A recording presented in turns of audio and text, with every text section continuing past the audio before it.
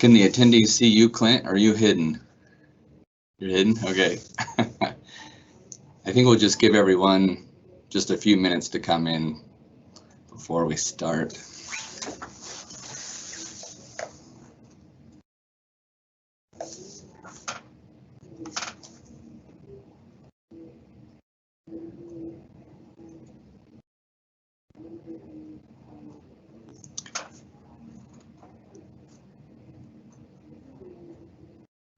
Yeah, I got a few more people trickling in. We'll just give everyone maybe one more minute before we get started here. Yeah, looks like the numbers are climbing there.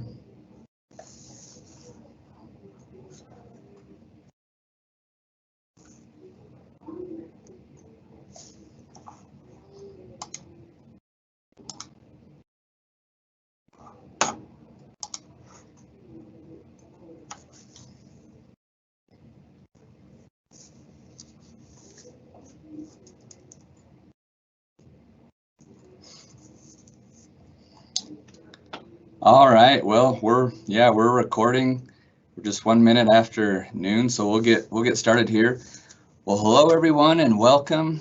On behalf of the Utah Advising Association, I'd like to welcome you all to the 20th annual UAA conference. We were saddened to cancel our conference last year, but we're excited to move forward with our first ever virtual UAA conference for 2021. We hope this conference will help you develop new tools and skills and knowledge that will help benefit yourself and even your institutions. We'd like to thank everyone who submitted presentation proposals, and I'm personally grateful for all the presenters who spent multiple hours preparing to teach us and everyone and just helping to make this a great conference. I hope you all will enjoy our first virtual conference, and fingers crossed that the technology works in our favor. Just some quick housekeeping items. For those of you who registered for the conference, you should be receiving weekly emails that will include the Microsoft Teams links for that week. Obviously, the conference is taking place today from 12 to 2, and then will continue every Thursday, May 13th and May 20th on Thursdays. But then on May 26th, that is a Wednesday. So just a heads up on that. And on that last day, during the second hour, we'll have another keynote speaker, and then we'll present the Advisor of the Year award.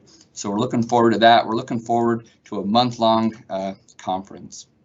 So the conference does go for 2 hours every week throughout the month of May. For each hour, you should have a choice between 4 different sessions.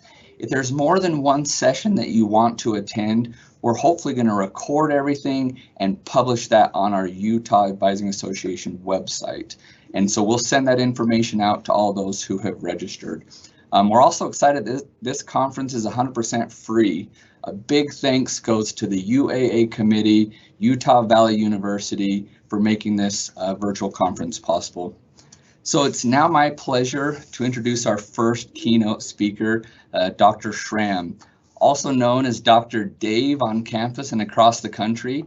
Dave Schramm is an associate professor and family life extension specialist at Utah State University in the Department of Human Health and Family Studies. After graduating with his PhD from Auburn University, he worked as a professor at the University of Missouri for 9 years. Shortly after arriving at USU in 2016, he was then appointed by Governor Herbert to serve on Utah's Commission on Marriage. He appears on television monthly, on Fox 13's The Place, and he shares tips and videos on social media to help individuals, parents, couples thrive in their life's journeys. From British Columbia to Beijing, China, and from St. Louis to San Diego, Dr. Dave has given over 500 presentations. I can't imagine that. That gives me anxiety.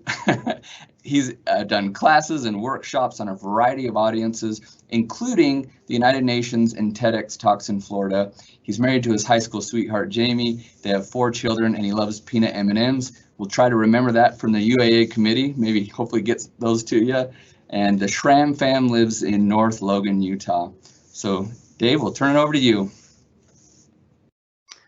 That's great. Oh man, welcome everyone wherever you're watching. I'm thrilled to be here. I'm actually um, it's easy these days, right, to be able to present from your office, and so you know it's been just a wild and crazy year, as you can see, right? The little mask, the little Schramm dog that I'm wearing there. So I'm on a team up here at USU. In our department, we have some grants to do some trainings.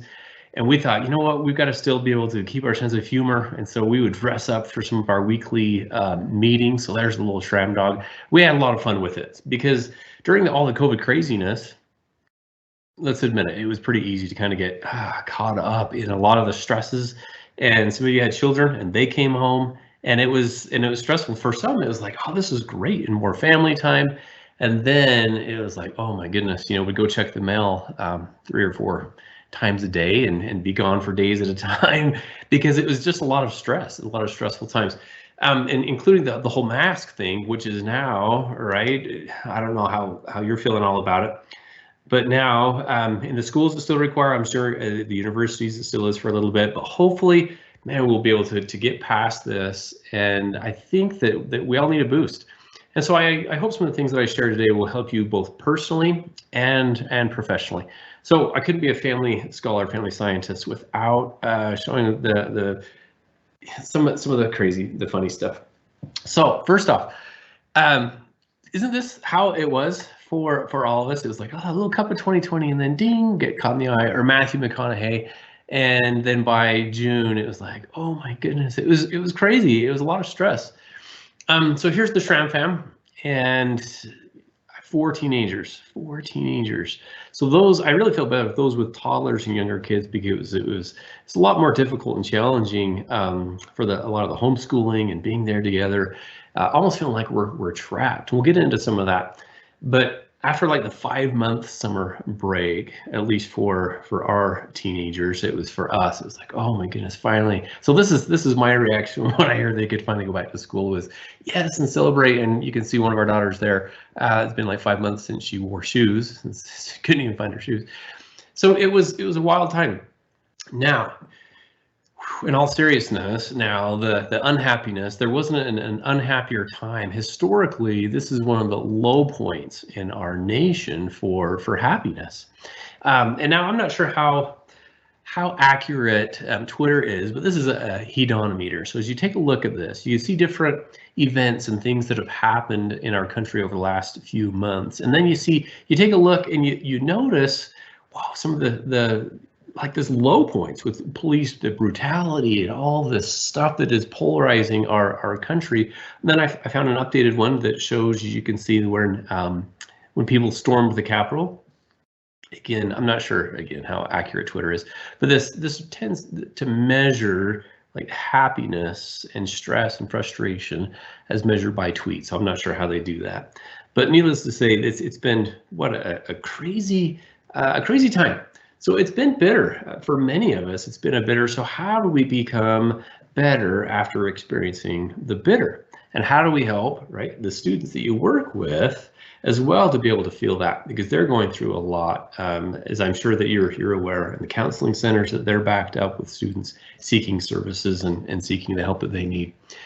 So let me start with what am I talking about with a hack? So a hack is this creative solution to a challenge or to a problem. So here's a few just to kind of get us rolling here.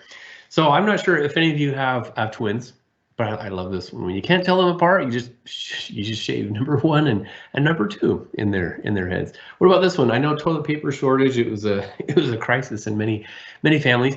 But for preschools and schools at the time, they are like, okay, and even in many homes, maybe you had some toddlers that this would have been wonderful for, is to say, okay, you can only use this much, right to this line. So let's create a little hack. So I'm not sure if this is a hack as much as it is kind of a lazy dad is what it looks like. Hack there for the child's out, push me, and the dad's like, okay, and just grabs his favorite drink and pulls the string back and forth. So another little hack there. What about this one? Have you ever been driving, right? You get your minivan, you get your car, you have kids who are young and they're just bugging each other and they're hitting each other and they're throwing things at each other and just irritating each other.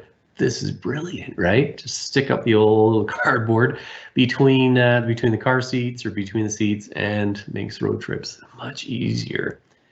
What about this one? This one, in some ways, it was a little bit creepy when I first saw it. So this is a baby, and you know how babies pat their back, and you pat them, and then they like that, sometimes that heaviness of a hand, and then you just do the old switcheroo, and you fill a little glove with some beans or something else that's heavy, and you put it right on the back. So you don't even have to be a parent these days. You can just put that in there, and apparently it's catching on everywhere, because yeah, everyone's doing it. It's all over Pinterest, and put a little beans in there and put it right there on the baby's back. Okay, what about this one? Have you ever taken your kids to the grocery store, and there's the little games, and the little quarters, and the little things that you and they're like, oh, I want to do that, or I want a gumball, or whatever it is. Just bring one of these signs with you everywhere you go. I thought this was brilliant. This is genius. Out of order, and you just slap it on there, and oh man, I wish we could do that. It looks like it's out of order.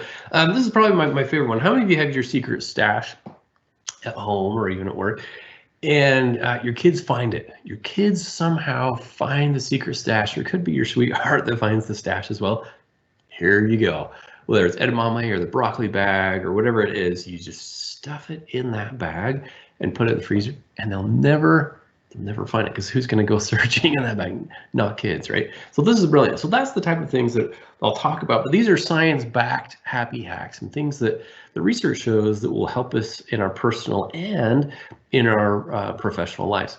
So when we talk about happiness, let's clarify, because there's really many types, but they really fall into three types or categories of happiness, according to Martin Seligman. Some of you are familiar with Martin Seligman, the father of positive psychology. So he talks about, first he talks about the pleasant life. The pleasant life is about the bowl of ice cream, or the peanut M&Ms, right, Daniel? The peanut M&Ms. So those things that bring us joy, it's going bungee jumping, it's going, mountain biking, whatever it is that just is, yes, it brings us that rush, is that pleasure, watching a movie, eating a pizza, all that kind of stuff. And that's a pleasant life. And then he says there's the good life. The good life is more about using your strengths and your gifts, your talents, to do things that make a difference in people's lives. In fact, I would say that much of what you do in your work is you're advising others and talking with students and helping them is this good life. You have some gifts, talents, you have a knack for this, you love doing this. In fact, sometimes you may lose track of time, a concept called flow, and he says this is a good place to be, when you can use your talents. But that, again, it could be woodworking or puzzles or photography, or all kinds of things that you do that you enjoy, and you kind of get lost in the moment as you do that. So that's the good life. And then he says even higher than that is the meaningful life. The meaningful life is something much higher than you. It's a cause, whether it's a political cause, maybe it's a religious cause, it's an environmental cause, save the whales, or doing something where it's not about you. And so these different types of happiness, and all are great, but if we just focus on, for example, the pleasant life, then things get old, and it takes more and more of that pleasurable, that activity to bring the dopamine. That's really what that one is about. And so having a balance in these three areas of our lives, these three types of happiness, is critical. It's important. And the Greek definition of happiness, I like this one, is the joy you feel moving toward your potential. And so even helping students understand the differences in the happiness and what will bring them happiness, and to experience you can have happiness right now. It's not just when I graduate, but it's the joy you feel as you move toward your potential in any type of activity. So why all of this? The neuroscience behind some of this is fascinating. Some of you are jumped into this as well in recent years. With the neuroscience and positive psychology, it shows that when our brains are happy and that they are positive, so many benefits. It turns on all the learning centers in our brains, right? We're up to 3 times more creative, about 31% more productive. How many of you would love to be 31% more productive? Yeah, sign me up. Energy rises, intelligence rises. So positivity literally opens our brains. Now, it doesn't reduce stress, but when we're positive, we're able to see more solutions, and we're able to better manage the negative things that come to us. And so many benefits of positivity in our brains and for our bodies. Now, how does it spill over into work? For example, the work that you do, when you workers who go to work and we're positive, in a good mood, we're optimistic that things are going well, we've had a good morning, we're more likely to get more done. Again, we have access to more part of our brain because negativity narrows and positivity literally broadens and builds. And so what about the opposite? Negativity, again, those who come in with this negativity and chip on our shoulder, we're sarcastic, we're pessimistic, we're just cranky. Yeah, we tend to give less. So it spills over into our work. And so really the research behind this, you talk about this the entire time, really shows that this positivity, it invigorates us, it makes us able to do so much more, to remember more, and it's contagious, right? Because it really is, people like positive people. So previous thinking on happiness was this: happiness is the reward we get for doing our very best at something. For example, if I work really hard at my job, if I work really hard in school, then I'll be successful and then I'll be happy. And the same thing as a parent or in my marriage, if I work really hard, then I'll be successful. And at the end, then I'll be happy. But new findings in neuroscience and positive psychology are showing that it works the other way around. Some of you are aware of Sean Achor, amazing person, done some amazing research, great books that he's written. He shows it works the other way around, that when we're positive and happy first, then it spills over into these other outcomes. And so I'll be sharing some things that are science-backed to improve our happiness, which then spill over into all the other areas of our lives, including at home and at work. So as Daniel mentioned, January BC, before COVID, right? January 2020, I had the opportunity to give a TEDx talk in Florida. And so when I shared some things about what makes for great workplaces. In fact, I look at the top workplaces across the entire United States. And then I looked at what makes each of them have 100 words to describe why they're a top workplace. And then they were selected, go through all this data, and they were selected as a top workplace. So I looked at these and I said, okay, what makes a great workplace? And it was interesting because as a family scientist, it's the exact same thing.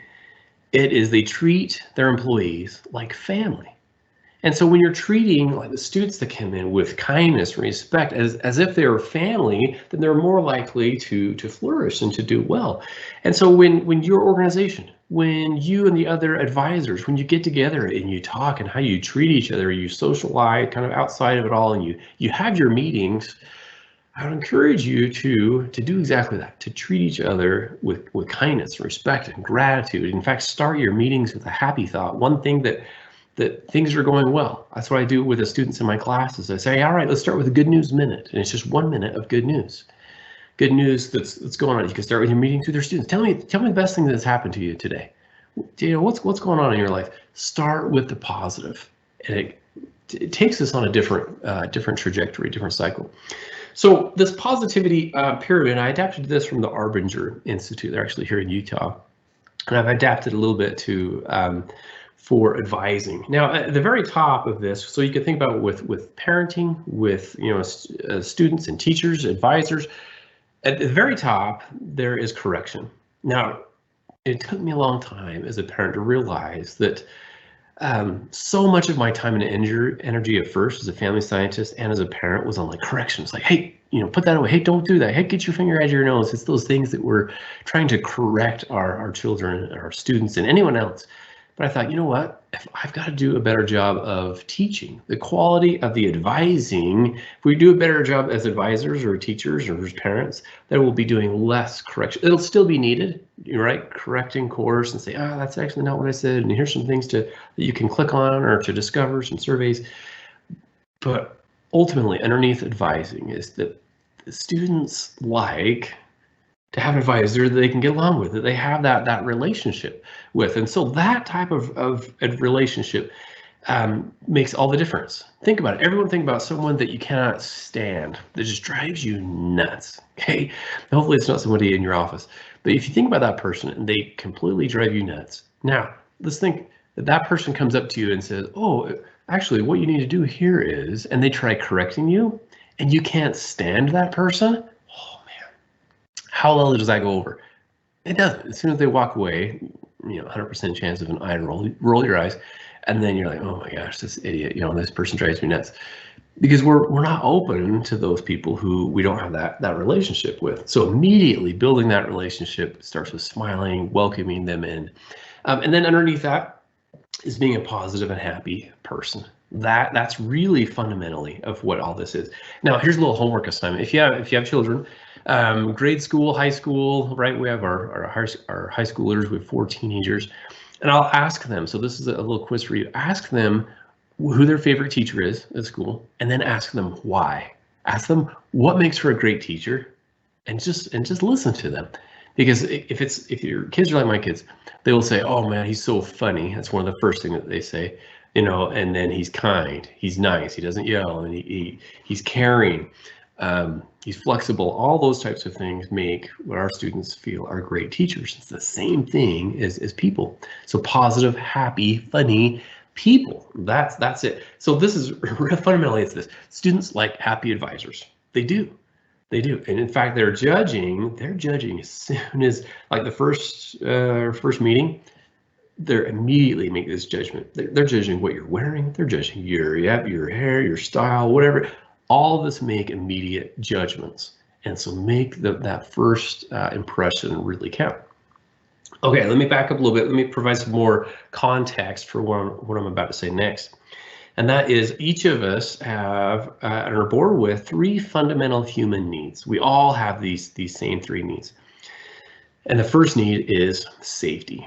And now this is not only food and clothing and shelter, but also emotional safety. The ability to be able to risk with another person and to not be made fun of, or they can open up and share some things. They feel safe, emotionally safe, physically safe. And then when that feeling is felt, when that need is met, safety is met, then we feel peace.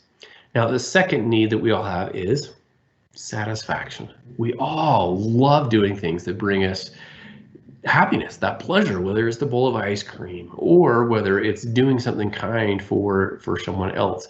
It's yearning for learning. It's the desire to acquire stuff. It's rewards. It is also contributing to a higher cause. That's all that, anything that kind of brings you that, yeah, that feels good. That's that meeting that need for satisfaction. And when that need is met, what do we feel? We feel content.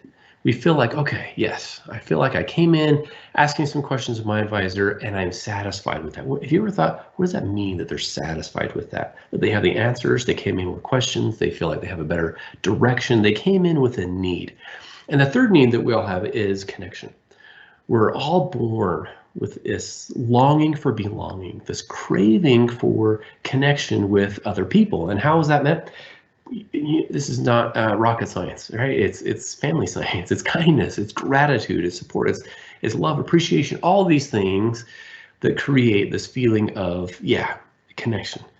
And it is, right, it doesn't have to be that feeling of, oh, romantic connection. That's not what I'm talking about. Some of that is, right, in relationships and romantic relationships, that's met. But as far as an advising level, like, okay, yeah, I connect with this person, they get me.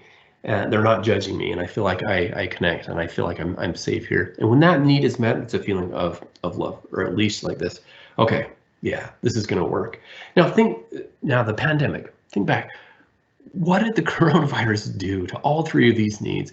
Historically, this is one of the few things historically that has ever crushed all 3 fundamental needs in a matter of like days. It brought the entire country right to its knees.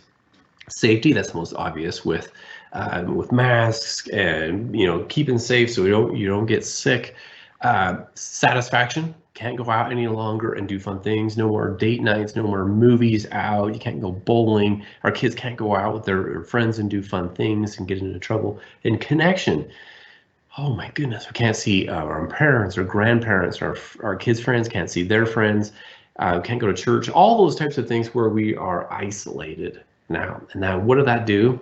Man, when you knock out all 3 needs, of a student, a college student who is maybe still in the dorms and you get trapped with roommates, they're driving them nuts or don't have these close connections, that is crazy stressful. So no wonder we are having all these other effects. But so don't forget that the students, when they walk in the door, immediately they have 3 needs: safety, satisfaction, and connection. And how can I help them? And the first is connecting with them, so then they open up, reflecting, all these types of things I'm sure that you've been taught. You hold up the emotional mirror, reflect that. Man, you look like you look frustrated. What's going on? Talking to them, meeting these 3 needs. And you will walk away feeling like, okay, yes, yeah, this was great. So what gets in the way? All kinds of things get in the way.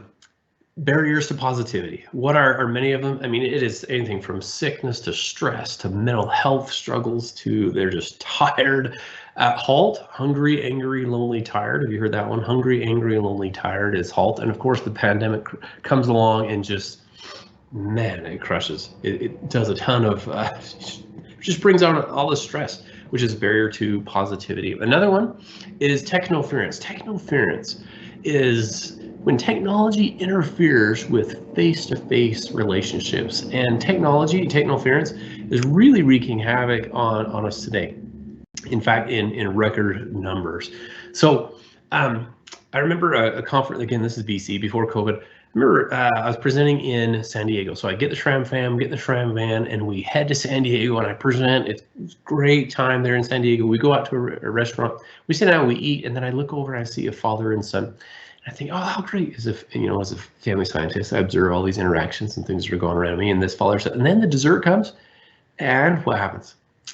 The dad pursues, he's eating his, or the son is eating his dessert, and dad is on his phone like the entire, and so I take a picture of it the entire time. Now, and I'm like, oh, that's so sad. Not once did he say anything to his son. And then they get up and leave in the exact same seat, notice the exact same chairs, then another couple, and they come and sit down. Thought, oh my goodness, the first thing they do is hop on my phone. So I take another picture, and at this point, our kids are like, Dad, but you're on your phone taking pictures of them. You're not even talking with us. So I'm like, oh my goodness. I was even falling trap of it because I was being annoyed with others and I wanted to document it. And it's getting in the way. So technoference is one of the kind of the killers of creativity and positivity today. Also, we're born with a negativity bias. So it is easy to see the negative and to be consumed in the negativity. In fact, right, all this polarization, you pick a topic, and there are others out there who have just strong feelings about it. So we're actually born with 5 times as many neurons in our brains that are wired for negativity and threat, for every one that is wired for positivity and opportunity. So already in our brains, we have this negative bias. And so, right, grass, we see green grass this time of year, hopefully it's green. But what do we notice? We notice the brown spot, or maybe our partner doesn't, be like, honey, you need to go out there and take care of that, instead of enjoying all the green grass. So we notice mistakes. Now, how many of you saw the mistake that I made in this part? Now, I put it in there on purpose because our brains are wired to notice the negative. In your kids, same thing. They come home with report card and they got 5 A's and a C-. Where does your brain go? Right to the dang C-. And we're like, oh, what happened in math, man? You're gonna go retake that test. But Dad, look, in health and science and English, I got all this. No, man, what happened to math? So we have this negativity bias, and we have it in ourselves as well. And students that come in, they have that negativity bias as well, and it depends on all the other things that are going on in their lives. They come in, we've got to overcome that negativity bias, because that is something else that gets in the way of us in our positivity. So let's talk about emotions for a minute. All of us, we experience emotions, a range of emotions, in the present moment. But many of our emotions are anchored either in the past or in the future. For example, take a look at some of these that are anchored in the past. So we experience, right, angry or sadness in the present moment, but it's about something that has already happened, isn't it? It's about something that's already happened in the past. And so when we take too much time with our emotions, we're dwelling on all the stuff that has already occurred. It robs us of experiencing all the other emotions. Now, I'm not saying that you can't experience these emotions. Of course, we're meant to experience sadness and even to get upset. This is guilt and all these that we feel. We're meant to feel these feelings, these emotions. It's human. But just don't set up camp in these emotions in the past. Does that make sense? It's okay to look at the rearview mirror of life, but just don't stare there, because then again, we're presented with like 11 million pieces of information. Did you know that? 11 million pieces of information right now, from like some of you are on your phone, and some of you are like, oh, I need to use the bathroom, or I'm hungry, all these feelings, but we can only focus on 40 bits. 40 bits. 11 million pieces of information, we can only focus on 40 bits, so we call it attention. And if our attention is our focus is always on the past, then we can't see the other things. Okay, flip side. Look at those emotions that are anchored in the future. This is fear, this is stress, this is anxiety, this is worry, all of this about things that haven't even happened yet. And this is where a lot of the students, they come in with what emotions? Probably the whole range of emotions. But as advisors, being able to be aware of, wow, they've got some stuff. There's a lot of worry about what I want to do and where I want to go and stuff that hasn't happened yet. And that's important to think ahead. All of these, again, are important in their time. But take a look at those in the present. Isn't that amazing? That those are like the kind of the happiness, the joy, the peace, the serenity, the calm. All of that is happening right now. And there's some down at the bottom you can see in the past and in the future as well. And this is not an exhaustive list, obviously. But the point is this. When we can experience emotion, we've got to learn to experience whatever emotion it is, be there present with it and absorb it. When it's in the positive and the present and you're just like, yeah, savoring this, this is really great right now. I'm not thinking about anything, I don't have my phone, not thinking about anything else, but right now. So helping people to understand we can get too caught up. Again, don't set up camp in the future. It's okay to go there, but purposefully, mindfully, with our emotions. So I love this this quote by Thich Nhat Hanh, and he says, "Your mind is like a piece of land, planted with many different kinds of seeds of joy, peace, mindfulness, understanding, and love, seeds of craving, anger, fear, hate, and forgetfulness. These many different kinds of seeds are always there, sleeping in the soil of your mind. The quality of your life depends on the seeds you water. If you plant tomato seeds in your gardens, tomatoes will grow. Well, hopefully. Just so if you water a seed of peace in your mind, peace will grow. When the seeds of happiness in you are watered, you'll become happy. When the seed of anger is in you is watered, you'll become angry," he concluded. The seeds that are watered frequently are those that grow strong. I love that. That all those emotions are there. The anger, the peace, the worry, the stress, and all that is in our heads. But I ask, right, what seeds are you watering? What seeds are you personally watering as an advisor, as a person, as a parent? What seeds are you watering? Is it those that are, again, the stress? But again, really a lot of this is to focus on the present moment, the things that you can control, because there's all kinds, in this time of turmoil, there's so much that can capture our attention and focus here and there in this article, and oh my goodness, all these political positions and stuff that's happening that can tear us apart individually and as a country. So what I try to focus on, and not always best at this, but I try to focus on the things that matter and things that I can control. Does that make sense? So think of it as two circles with an overlap there in the middle. There's things that really matter, all kinds of things that matter in your life. And there's all kinds of things that you can control. But what are those that matter and things that really matter and things that you can control? So you could even draw this out for students you're advising and say, hey, okay, you know what? There's all this stuff that matters, and here's some things you can control. Put this right here, and let's focus right now. Because I mean, their classes and their right degree and what direction they want to go with jobs, all that. These are huge decisions. They're going to impact the rest of our lives. So helping them, again, put things in perspective, but to focus on those things that really matter and that they can control. This is one of my favorite quotes. This is quickly becoming one of my favorite quotes, is comparison is a thief of joy.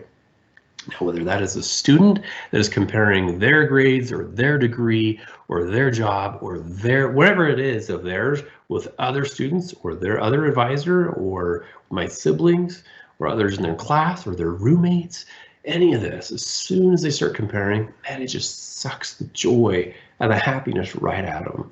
So being able to, all right, stay focused, present moment, not compare myself to anything else that's going on out there. So let's jump into the happiness, and then I'll share some happy hacks. First, we got to talk about where does it all come from? Where does happiness come from? Is some of it inherited? Research, in fact, this book, I highly recommend. This is a great one, How of Happiness. talks about the pie, the happiness pie, and suggests that about, from research studies with twins and others, about half of our happiness is accounted for, about half of the difference, I guess I should say, in one's happiness between you and another person is accounted for by parents. And so you think about that, you can either curse or thank your parents for your level of happiness. Now, so that leaves another half of a pie. Whereas, what about the other 10%? About 10%-ish is a result of our circumstances, right? Who we marry, even our house or yard, how green your grass is, the M&Ms, all, you know, what type of watch or phone or anything that you're doing tends to only account for about 10% of our happiness. That means there's about 40% that's left over, and that's what I want to share. Is there things that you can do with that? You have control over that 40%. Those are things that your thoughts, your actions, your behaviors, these happy hacks, things that you can do something about and make a real difference, not only in your personal lives, but helping others to say, hey, this is how much you have control over. So let's dive in and talk about some of this. I created a bookmark, and I'm happy to send them out to you. I'm happy to send them out, man, just like by the dozens, the hundreds. You give them out your students or whatever for free. Seriously, just email me and how many you want and an address, and I will mail you as many as you want for free. That's what we do in Extension, is just boom, boom, boom, give it out for free. So let me know. Again, my email address is at the end, david.schramm@usu.edu. Okay, so 21 days. Why 21 days? Because that's all, you know, it says to make a habit. That's actually wrong. 18 to 254 days is how long it takes to make a habit. So that really ranges. But about 21 days, we hear that number thrown around a lot. And it's interesting, as the research shows, that most of the cells in the human body regenerate about every 21 days. How crazy cool is that, right? About every 21 days that these are regenerating. So if you want to be more kind, you practice kindness, and it actually becomes part of you in your cellular structure. So that's pretty cool. So even right now, today, not one of you listening to this is the same as you were 21 days ago, because you're continuing to, the hair and skin, these are some of the fastest, some of the femur are some of the slowest. So all of these cells are changing, and when you become more grateful, it becomes part of you. So I think that's pretty cool. Okay, there's a little picture of me here at Bear Lake. How many of you been to Bear Lake? Great time running on the beach. Okay, well, now it's a picture of me running on Bear Lake. There it is. So here are some happy hacks, and the first one is one of my favorite, and that is gratitude. Now, this is not something new, but some of the research, hopefully that you are aware of some of this, is great, amazing research. Gratitude affects everything from suicidal thoughts to our emotions to reducing aches and pains. It increases social support, nearly every other outcome. Like if you could take one pill to improve your life, no matter what pill is out there, it would not do the same thing as gratitude. It's like a freebie pill, being able to think of things that are specific. So like 3 things that you're grateful for. For example, I keep a journal in my 5-minute journal. So it's on my phone because it allows me to take a picture of the day and then it start the day with 3 things that I'm grateful for. And if you do that and you're specific, you can't be like, oh, I'm grateful for my dog, I'm grateful for water, and grateful for Zoom. Yeah. Okay, yeah, that does nothing for you. If you're specific, like I'm grateful for my son because this morning he told me I'm his best pal and he loves me forever. That is specific and something different. That's the key with gratitude journals or anything else. It has to be specific and it has to be different because it has to be heartfelt. In fact, they've done studies on a napkin study, and they had people write down 3 things they're grateful on a napkin, and then they threw the napkin away. And they still had the increase in that happiness and positivity. Why?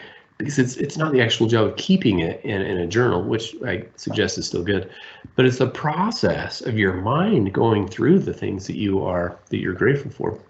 So if you're TED Talk fan, this is one of my favorites by David Steindl-Rast, and it's want to be happy, be grateful. And he says this, he says, in daily life, we must see that it is not happiness that makes us grateful, but gratefulness that makes us happy. Oh, isn't that good? It's like, yeah, Instagram worthy. Okay.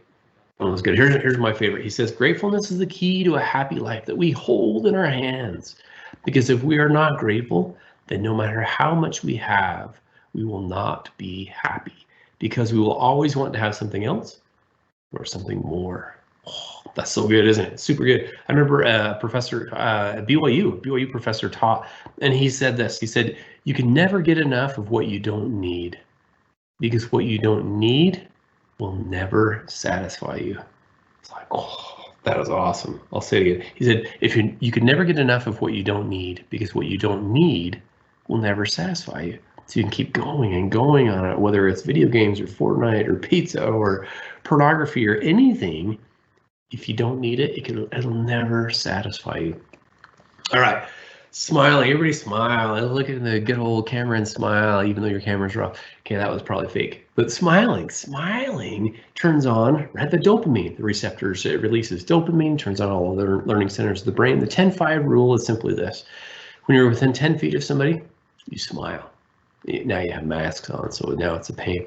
Yeah, but you can still tell if someone's smiling, right, by their corners of their eyes. So smile, and then when you're within 5 feet, say hello. So it's greeting the students. One of the first things when you can smile again and have your mask off, smiling at students, and then ask them how they're doing, ask about their day, best part of their day, the good news minute, that type of thing. Okay, now this is interesting, because we're all born with mirror neurons. So mirror neurons mean we mirror the things that are around us. Someone's talking with their hands, we're more likely to talk with our hands. I know when my wife is talking with her friend Katie from Tennessee. Why? Because my wife all of a sudden has an accent just like Katie does in Tennessee, and she talks kind of like Katie. So we tend to mirror things, and the same thing happens with smiles. So I'm going to show you a picture here, and I wish I could see the reactions on your faces. But here's a picture of some babies, and typically when we see a baby and a smiling baby, we're like, oh, right, that cute. Because when we see them smiling, we tend to smile as well. So when others smile and you smile, it tends to be reflected in their smiles and their emotions as well. So, but not all smiles are created equal, right? Because some are kind of creepy. So we'll just get rid of that one. Now, I'd like, even for a minute, if you could take a second and if you'll type in the Q&A, how many times per day do you think that you smile? I'm curious, how many times per day do you think that you smile? And put it in there, that Q&A. How many times a day do you think it is? 20, 40, 100? How many? Okay. Now, think of this. Only about, research shows, only about 1/3 of adults, 1/3, smile 20 times per day. Isn't that sad? 1/3 of adults smile 20 times per day. Even more sad to me is 14% of adults smile less than 5 times per day. 14% of adults smile less than 5 times per day. I think, wow, someone ought to buy them a Happy Meal or something, right? To increase that positivity and that happiness in that person. Now, how many times do you think that children smile per day? Yeah, put that in there. How many times per day in the Q&A in that chat area do you feel like children smile per day? Okay. Yeah, take a look. Now, up to 400 times per day. Is that wild? Children are smiling all of the time. In fact, what's the #1 crusher of kids' happiness? It's you, right? As a parent, it's probably you. It's adults. That's who it is. The kids would probably smile, especially except for the kid in the corner of this picture. He didn't get the memo or something about the smiling. The smiling research shows, in a British study showed that one smile can produce as much dopamine as 2,000 bars of chocolate. Is that crazy? And plus, you don't get all the calories in there. So smiling more. What about this one? I love this one. Exercise, diet, sleep. And now this is not new. This is not rocket science, right? It's exercise, getting your exercise in. But one of the first things when someone is not doing well, I think about are, tell me about your eating habits, your sleeping habits, and your exercise your movement. Because those 3 things combined, we're not doing well in those 3 areas. Man, say goodbye to the other thing. If you don't sleep well, it affects your mood, affects your attitude, affects your diet, affects all these other things. So that one, speaking of drinking, right? That is crucial for our happiness. Oh man, I love this one. Okay, here's another homework assignment. Discover and use your strengths. Fill out, this is free. This is a free website. Go to viacharacter.org. You could go to authentichappiness.org as well. These are our free surveys developed by Martin Seligman, remember the father of positive psychology. And he created these. And what this will do is it'll kick out your 5 signature strengths. So each of us have strengths. These are not things like dancing and singing and that kind of stuff. These are things like curiosity, humor, creativity, the ability to love and be loved, spirituality, kindness, gratitude, those types of strengths. And it'll kick those out. So in all the little surveys and the stuff that you're advising students to do, I strongly suggest that you start with their strengths as well. Now, you probably have all these others, and you may be aware of this one because you're advising students, but if you're not, get on this one, complete yours, print it out. I have mine right here on the bottom of this other screen. So literally I can see my strengths.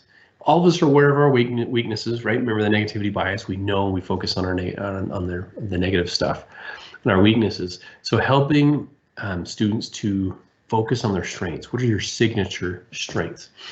Strength finders, there's all kinds of those, but this is a big one, is happy people tend to focus on and seek out, discover, and then use their strengths. Oh man, all right, how many of you are morning people? Yeah, delete, get rid of them all. No, I'm not a morning person. I had to get up at 5:30, right, to take my daughter to cheer this morning. So it's not easy for some people, but if you can start your day in a positive way. So this is not me. Okay, now it's me. So this is not realistic of me. When I pop out of bed, I'm like, yeah, let's do this. But how you start your day completely affects the rest of your day. For example, in one study, a study showed that those who watched 3 minutes of negative news, 3 minutes, that's it, 3 minutes of negative news, were 27% more likely at the end of the day to rate their day as a bad day. Is that crazy? 6 to 8 hours later, just from 3 minutes of negative news. So whatever you're doing to start your day, rather than going through the endless, social scroll your phone, don't do that. Get up, whether it's yoga, it's exercise, it's reading, it's prayer, it's meditation, it is whatever it is that you do, start your day in a positive way, and it completely affects the rest of your day. So that's a quick little happy hack. Flow. We talked a little bit about flow earlier. Is that right? Immerse yourself in a task and you almost lose track of time.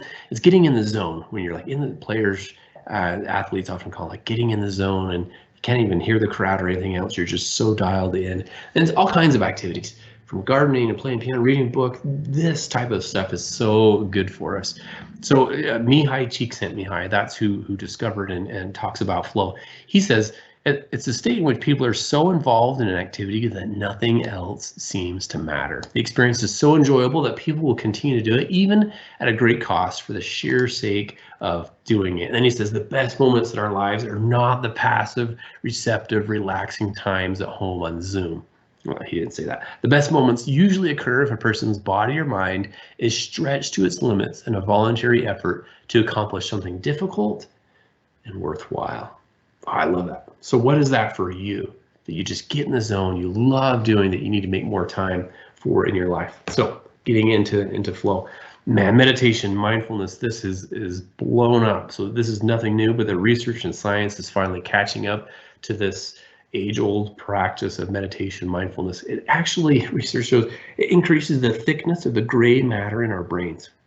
It really does. Like over 8 weeks, it's shown this.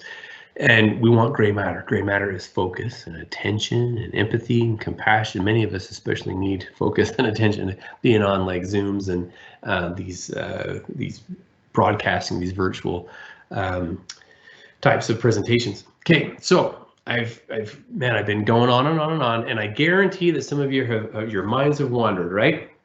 Everybody's has, I'm sure has. So our research is showing, great Harvard studies show that our minds wander. We tend to, about 47% of the time, we're thinking about something other than what we're doing. Now take a look, and it ranges from, look how high, 67% of grooming and self-care, right? You take, ooh, I look really good. And you're scrubbing your armpit in the shower. We don't sit there and think about those things. Our minds tend to wander, which can be a good thing. But look at some of those others. Working, I'm working. No, you're not working. Maybe when you're advising, even when you're talking with someone, how many of your minds have ever wandered? Guilty. Guilty, you're all guilty. Yes. Now, what about like Zoom calls? I just totally made this one up. But yeah, about 98%. Our minds tend to wander. And a wandering mind is typically not a happy mind, the study shows. So a focused mind, now it can be, when we're in the shower, our mind's kind of wandering, but it's a kind of a focus, like, okay, what should I do for this or that? All right. So, this is one of my favorites, and this is called RACs, Random Acts of Kindness. Random Acts of Kindness. This is one of the quickest ways to increase positivity and happiness is doing something else for someone else. Okay, so doing something to bring others happiness and joy, and that could be a text. In fact, we're going to do it right now. Right now. Dang it. Everybody get out your phone, and some of you are probably on your phones. Okay, so hold up, get your phone, and you're going to send someone a text of kindness, of appreciation, of love. It could be a child, it could be your sweetheart, it could be a friend, it could be your mom, it could be someone's, but just pause. I'm going to give you like 30 seconds to do this. Send them a random text of kindness. So go ahead, do it. I'm going to do it right now as well.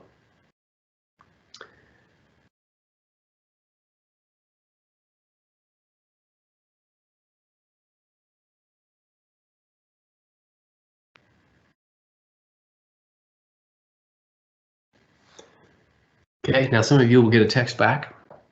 Some of you might get a text back and it's like, honey, are you okay?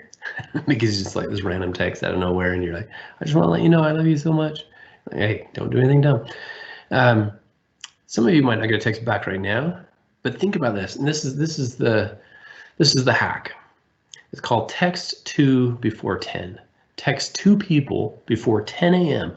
Try doing it for like 2 days. Try doing it just like today and tomorrow. Now today's gone because it's after 10. Try doing it tomorrow before 10 a.m. Just text 2 people a random text of kind of put it in your phone even as a little reminder to have it come up. Why? Because Martin Seligman and his team have said, this quote, he said, doing a kind act produces the single most reliable momentary increase in well-being of any exercise that they've tested. And it's right next to gratitude because kindness on one side, someone's kind, hopefully you're grateful. And when you're grateful people, you want to be kind to grateful people. So those two really go hand in hand. But it's simple thing. And you teach your kids this, you do this, it's simply to turn outward and to increase kindness. Okay, dropping grudges. This is one, for some people, this is super hard. They've been wronged, something in the past, that they've been abused, this feeling of no. But that is often what causes this cankering in our hearts and our soul, is not being willing to forgive. I love this quote by Nelson Mandela. He said, as I walked out the door toward the gate that would lead to my freedom, I knew if I didn't leave my bitterness and hatred behind, I'd still be in prison. So the ability to let things go, because when we have this against somebody, it's like us drinking poison and then expecting that person to die. It doesn't work. Yeah, that anger, forgiveness is for us. It's not for them. Forgiveness is about, okay, I need to let this go, to move on, because it's robbing me of my happiness. Okay, so what are some predictors? What are some predictors of how long we're going to live in this life? Well, a scholar from BYU just down the road, did this. It's a meta-analysis of some factors that have been shown to keep us alive longer. So what are they? Well, let's start with the least. Clean air, unless you're in Cache Valley, right? And some of you would argue that, yeah, our air can get pretty bad in the wintertime. Okay, hypertension treatment, being lean versus overweight, exercise. Now, in other studies, exercise has actually been shown to be for a stronger predictor than it is, depending on how they're measuring exercise. Cardiac rehab, the flu vaccine, quitting drinking, quitting smoking. All right, those are some good ones. What are the top two? Top two factors as far as how long we're going to live. Well, when we talk about some close relationships is number 2. So what's number 1? All right, the number 1 factor is, drum roll, quitting Fortnite is actually the strong. No, okay, totally teasing. But you could take a picture of this slide and then like show it to your teenager and be like, "No, look at this, man. You've got to quit. You're gonna die." No, all right. So it's actually social interaction. Is that crazy? So close relationships, that's who you quarantine with. That's like, your immediate family. social interaction. Those are your buddies. That's the people. That's the students you're advising. That's the people in your office. So that's the people that you work with those other hours of the day. That's people you go to church with, the people you see in your neighborhood, the work. And that social interaction combined with close relationships is such a strong predictor. That's why I hated the term social distancing. It's physical distancing. We can't social distance. We need that social connection. Because people are struggling with mental health through the social isolation. So doing what we can to reach out, right? Cherish your friends. Here's the Schramm fam. This is how this is all set up. But it goes to show that how a lot of connection now is just like sitting there in the same room with somebody and we're on our phones. Loneliness is horrible for us. Dean Ornish, he says he knows of no other factor, not smoking, diet, exercise, all these other things that predict how long and how well we live in this life. So it's these relationships. Invest in people. You get to work. Isn't that great? You get to work with people. So I hope that you went into this because you love people and you love helping people. That's what I went into right? Family science. I get to help parents and couples and families to flourish and to thrive through all the difficulties. People, I'm a people person. That's what I love doing. I hope that you are too, and you cherish those relationships and those friendships. Okay, so let me wrap up with some of my Dr. Dave's faves, some of my all-time favorite books and apps and things on the next page. So these are from scholars, so these are all research, very science-backed books, and they're not thick and dense reads. These are all great books that can improve positivity from gratitude, right? Robert Emmons, premier researcher on happiness, or on gratitude and thanks. Martin Seligman on authentic happiness, Sean Acor, you see his books there. I love for as far as like anxiety and depression and habits and stuff, I love the two at the bottom. The Upward Spiral by Alex Korb, fantastic book. And then this one by Judd Brewer just came out, Unwinding Anxiety. I just finished reading over spring break. Couldn't recommend it more highly as far as breaking out of bad habits and any kind of bad habit, not just even anxiety, any kind of a habit loop.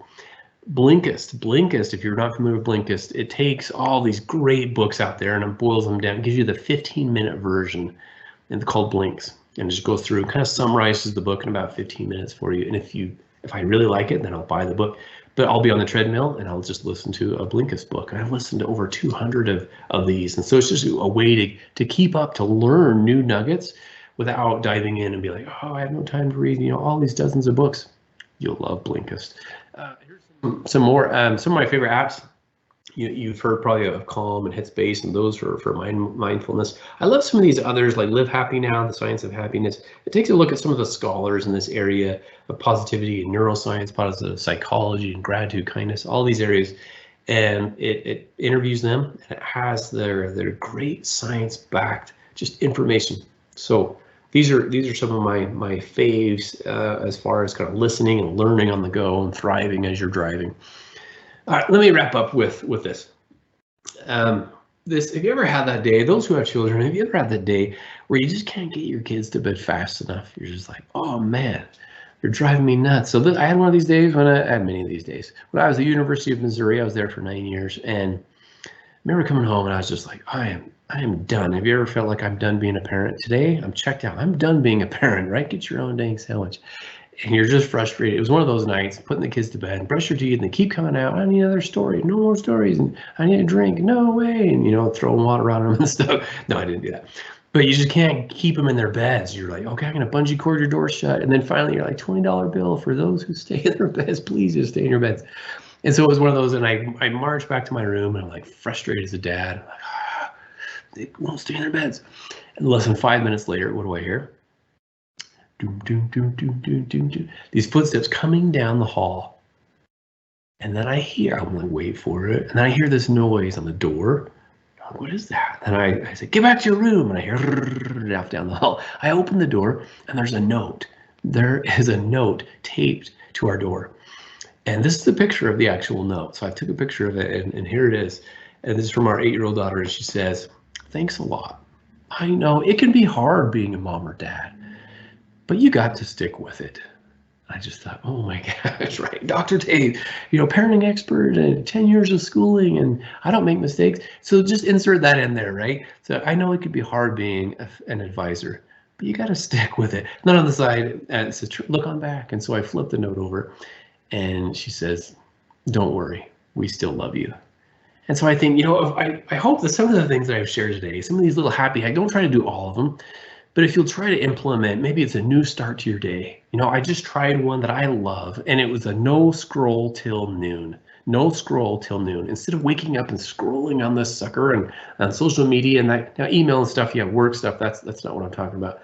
But that other stuff that can just suck up our time and energy. So maybe no scroll till noon, or it's happy thoughts, or starting your day in a positive way, more gratitude, random acts of kindness, text 2 before 10. Try doing something to shift things, and it'll increase the positivity in your brain and hopefully spill over into your body.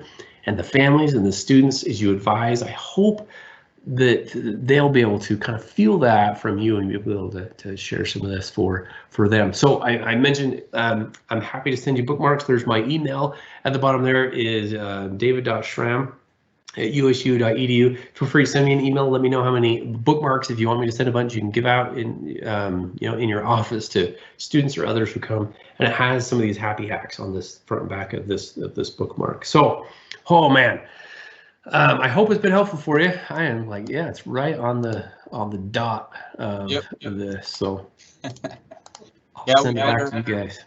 We better end it there. Thank you so much, Dr. Schramm. We really, really appreciate it. Yes, thank you. Yep, enjoy.